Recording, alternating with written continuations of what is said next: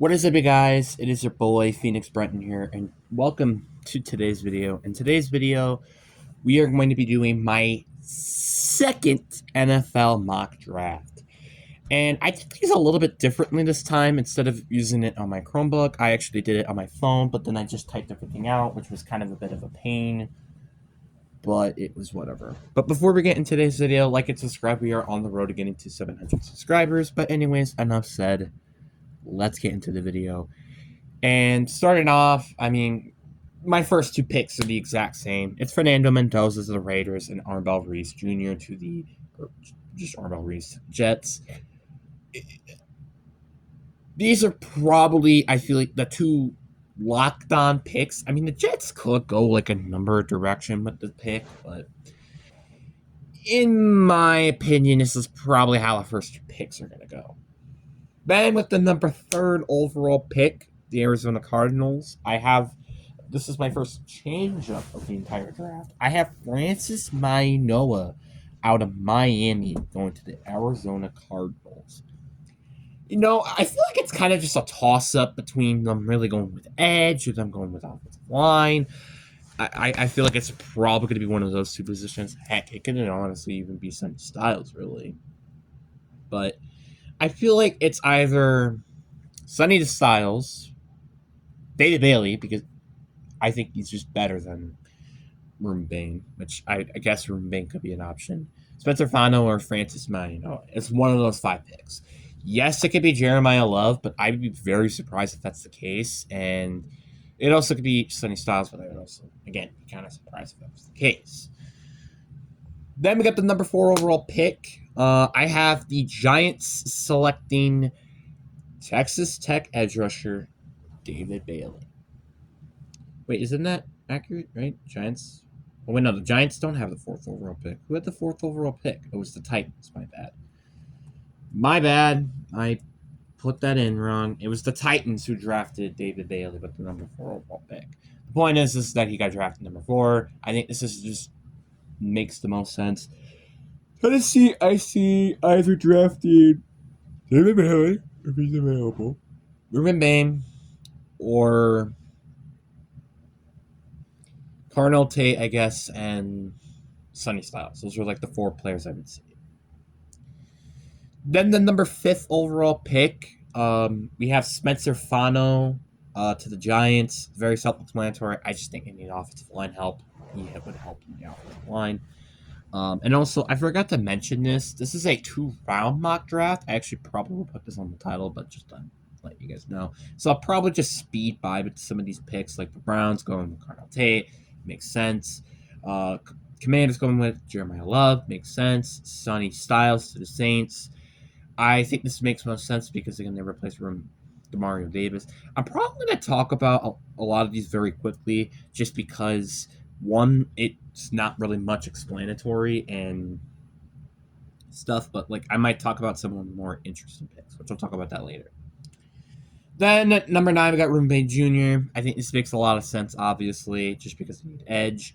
The Bengals going with Caleb Downs. Again, makes sense. I feel like it's just the best player available, really, defensively. The only thing you could say is maybe Mansard Delane there, but I didn't go there. Dolphins going with Mekhi Lemon. This is a very, very tough one for me because I feel like with the current position, it was either Jordan Tyson, who I think is better, but just because Malachi Lemon has a better injury history, I think they would go with him.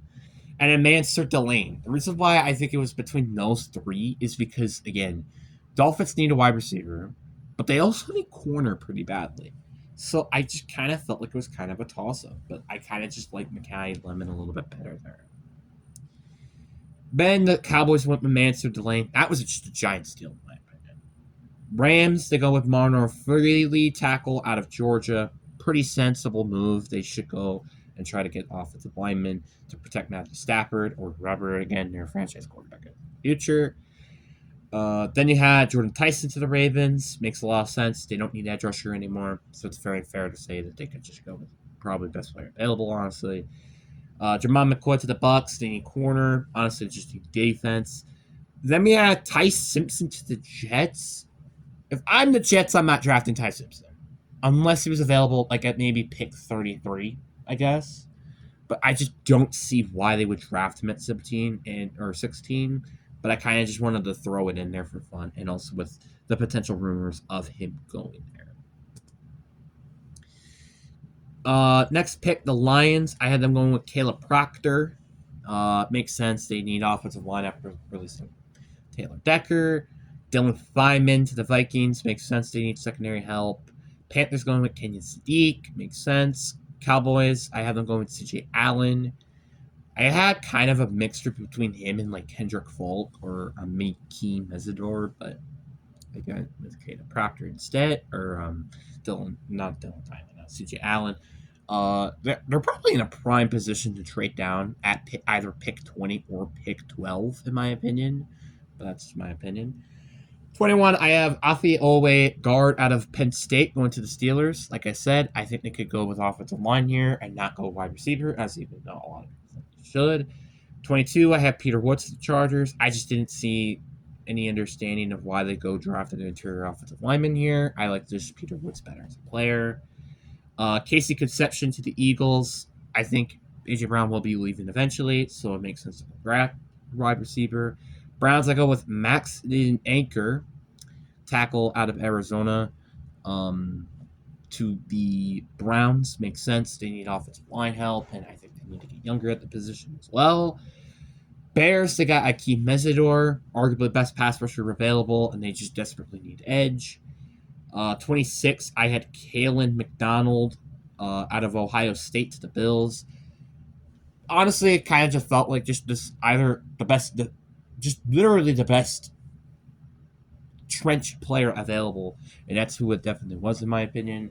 Niners, I have them going with Blake Miller, fix the offensive line, kind of replace Trent Williams. 28, I had Emmanuel Pergon out of Oregon to the Houston Texans. Again, I think it's just best offensive lineman available for them, honestly. 29, I had Avion Terrell to the Chiefs. This makes a lot of sense. They need corner, and he's the best corner available there. 30, I had the Dolphins taking Colton Hood. Honestly, a pretty good first round for the Dolphins, honestly. You get Colton Hood and Anakai Levin. So you have a wide receiver, Malik Willis, and you have a corner. 31, I had Denzel Boston to the Patriots. The Patriots needed wide receiving help. Honestly, they could use a lot of help, like offensive line, wide receiver, edge, but I like the wide receiver the best here. Then our final pick in the first round of this mock draft, we had Brandon Cisse, corner out of South Carolina to the Seattle Seahawks. If he's available at 32, he's going to get picked at 32. I would probably put a decent amount of money that it's going to be Brandon Cisse just because of the familiarity with him and Emmanuel. Nick Imamori, I forgot his name. Now we're on to round 2. 33, I have the New York Jets, because I didn't even know the Jets had the first overall pick in the second round. Apparently they did. They went and select Kendrick Folk. Honestly, that's a kind of a big steal if you're asking me. The fact that they got him all the way down at 33, in my opinion, I think was a big steal. Same thing with the Cardinals, 34, getting TJ Parker. That's kind of just how the board fell, really. I just didn't really see a lot of these playoff teams need an edge, really. 35. This is one of my favorite picks I made out of this draft, in my opinion. It was Chris Brazzell II, wide receiver out of Tennessee, going to the Tennessee Titans. Not only he stays in state, but I feel like it's just a perfect fit. You got your kind of short playmaking receiver in Darnell Robertson, but then you have this big size wide receiver in Chris Brazzell. Perfect fit, I feel like. Raiders, I had them going with Amari Cooper Jr., wide receiver out of Indiana. Makes sense. He's familiar with Fernando Mendoza. It makes sense, and they just need wide receiver in general. 37, I had Jermaine Bernard out of Alabama going to the New York Giants. They need to get another wide receiver. I don't hate Darnell Mooney. I don't hate Malik Neighbors, but they need someone else there, in my opinion. Then I got Caleb Banks going to the Texans. I did think about double downing on offensive lineman here, but I do think that their offensive line isn't completely horrible now, with also designing Braden Smith. So I think Caleb Banks was nice and just make the defense fair. Cassius Howell edge to the Browns. I kind of just felt like since they fixed their offensive line, they could have added another wide receiver, but I just kind of like the idea of boosting the edge position in Keswi's Howard, who's kind of a run trick pony, but I still think it'd be really good regardless. Then you got Chris Bell out of Louisville to the Kansas City Chiefs. I really like this move for them. He's a very gadgety player, and I think he's a very solid player who I think can definitely help that team out a lot. 41, I had Kalen Lulu going to the Bengals. Honestly, a massive steal. He could have honestly be like a top 20 pick, but he also can just ball in the second round like this. It's a really good pick.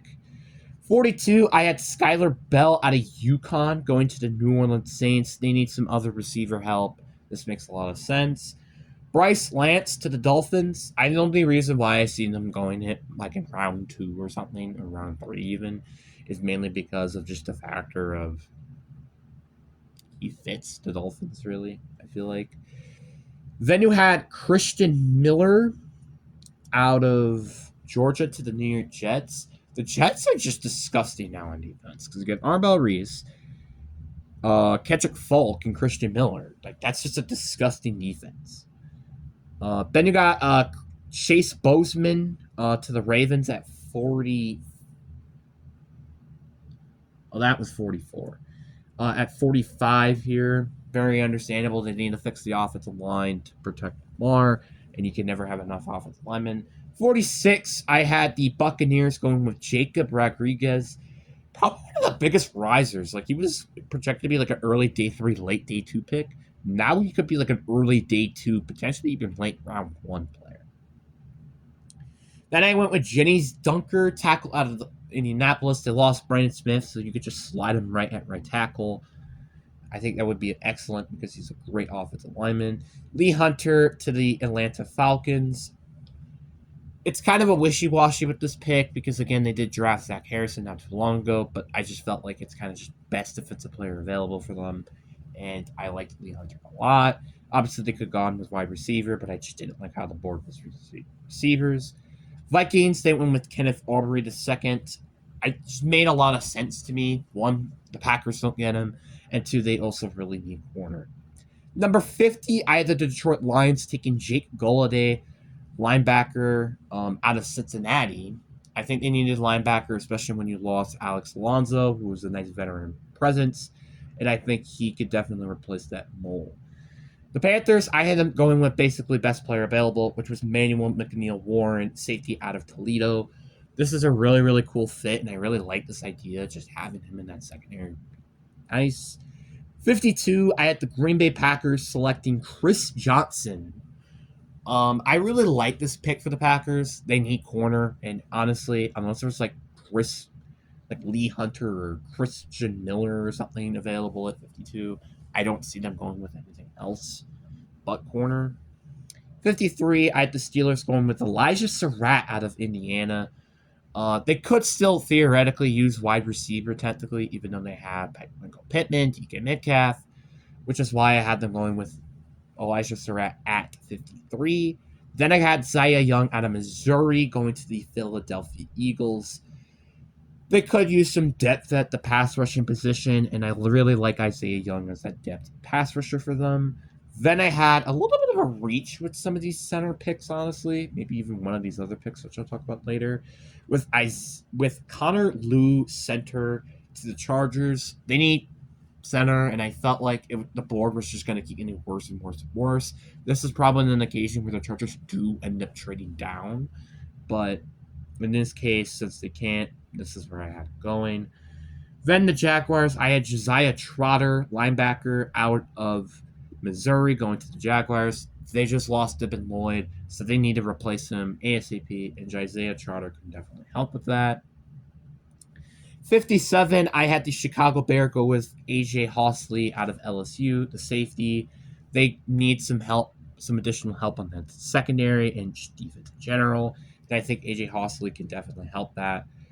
58, I had the 49ers, and I didn't really like this pick too. It's D'Angelo Ponce They do need some help at the nickel position. I think D'Angelo Pons could be that perfect mold for them because he is just probably going to be a nickel corner in the NFL, which is exactly what they need. Texans, I had them finally going in that double down offensive line with Caleb Thurman, tackle out of Notre Dame, or not Notre Dame, Northwestern. This is the same college, by the way, that Rashawn Slater went to. You could plug him at guard, I feel like, and be a very good player or just a rotation tackle. Then you had Sam Hetch, center, going to the Bears at 60. This is with the DJ Moore trade. I don't really feel like they're going to draft a wide receiver when they already have Roma Dunze and Luther Burden III. So just go address center here, which is what they need. Then at 61, I had Anthony Hill Jr. I don't know who owns the 61st pick. Was it the Broncos here? I think this was the Broncos. Or no, it wasn't. But I had them going with Anthony. It was the Los Angeles Rams. So according to the according to that, I had the Rams going with Anthony Hill Jr. I think this just made a lot of sense for them. And that's why I went with them here. And then we had 62 where the Broncos were selecting Eli Stowers, tight end. Yeah, it's kind of just a luxury pick at this point. I don't feel like there really is a lot of holes in this roster. Maybe interior defensive line, I guess. But I think Eli Stowers is just a nice player who could replace Evan Ingram in the future. Then I had Mason Thompson, edge out of Oklahoma, going to New England. They could definitely use some pass rushing help. And I think Mason Thomas out of Oklahoma can definitely help with that. And then in the last pick, I had Jeremiah Price, running back out of Notre Dame, going to Seattle. This team just desperately needs a running back, and I think this will definitely help. And that was it in my 2-round mock draft. This is my last mock draft where I'm not including trades, so that will make things a lot more spicier in the future. But anyways, guys, I do hope you guys enjoyed this video. Peace.